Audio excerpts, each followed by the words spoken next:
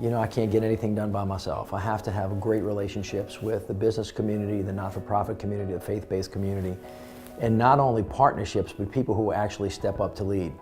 Not everybody steps up, and very few people step up the way Michael Smith has stepped up, no matter what it is that I've asked him to do. Well, he inspired me, and I think the rest of the city, by coming back after Katrina and doing what he did. He became what was called a beacon of hope for recovery.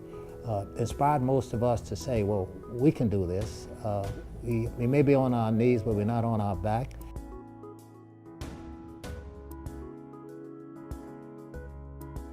I wouldn't have opened the Hyatt Regency without Michael. Michael was the ingredient I knew that had the fortitude, again, the compassion, and the abilities to run a first-class, world-class hotel in a complicated city.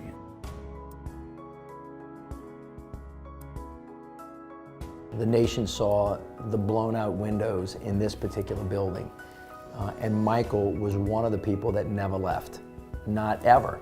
Not only during the storm did he not leave, he never left, even though the Hyatt had to shut down for some time. And his willingness to stay, his willingness to lead, his willingness never to give up on the city of New Orleans was one of the great inspirational stories of Katrina.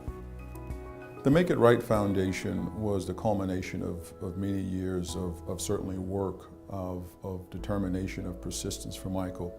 The lower Ninth Ward was impacted by the homes. Over 80,000 homes were destroyed, and Make It Right, as well as several other organizations, played a tremendous role in helping real families get back on their feet with viable and sustainable housing.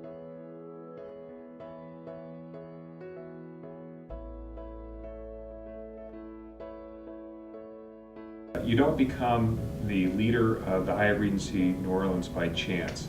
Michael has made a difference everywhere he's gone, and because he's been so successful, he wound up as being the leader of one of Hyatt's biggest properties throughout the world. Entergy's sponsorship and partnership with the Mayor's Mass Ball for the United Negro College Fund was a result of Michael Smith's persistence. Michael literally cornered me with an idea. Rod, I have an idea. And anytime I hear Michael tell me, Rod, I have an idea, the first thing I do is locate my wallet and hide it, because I know it's going to involve support, usually for some very worthy cause.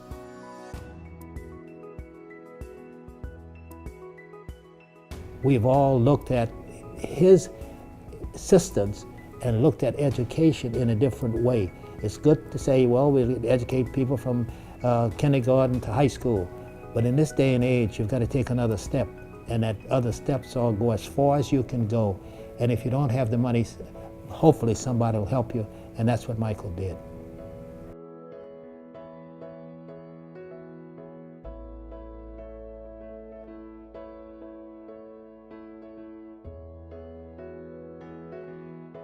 Whether it's civic boards, whether it's the Super Bowls, whether it's New Orleans competing to build a world-class airport, education reform, or in most recent years, support for education, Michael has been at the forefront.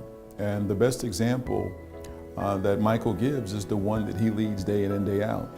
I like his commitment. I like his undying and unyielding commitment to the people of the city of New Orleans and using the position that he has to make other people's lives better. It's really spectacular. It's something that everybody in this country should emulate.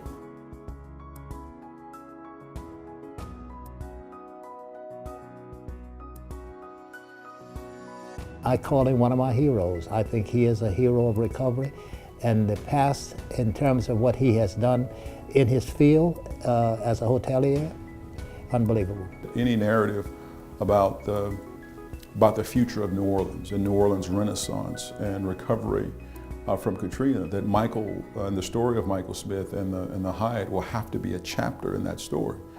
That story is going to be told by anybody and everybody with the exception of Michael.